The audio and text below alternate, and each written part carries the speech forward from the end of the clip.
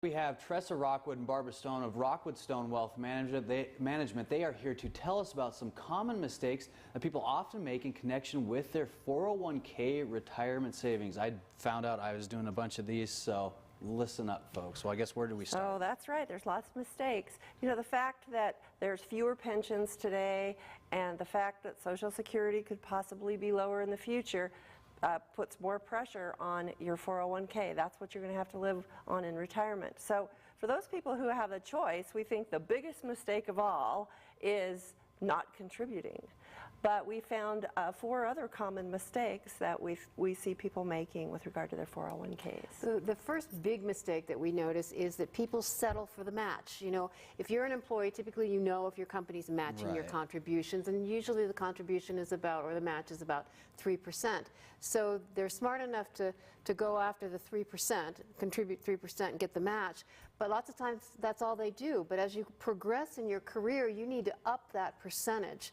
You know, I tell people every time you get a raise, up that percentage, at least 1% every year, because by the time you're retirement age, you better have a lot of money in that 401k. And the neat thing about a 401k is it's forced saving.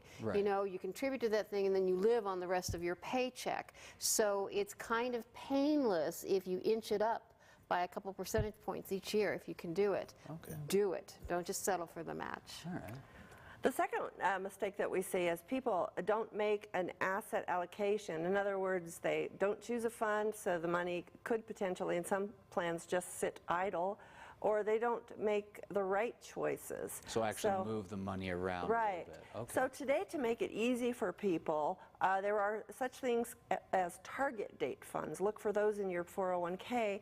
That could help you because those are designed to have some stocks, some bonds, be more aggressive in your younger years, and get more and more conservative as you approach retirement. That is one choice. There's also such things as a balanced fund.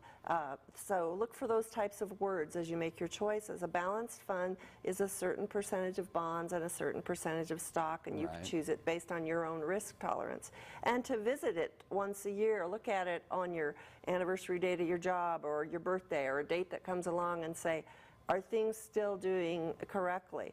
Talk to a financial advisor if you really don't know, or someone in your company who might have some information on the funds. But make that asset allocation so that the money you're putting in will work for you.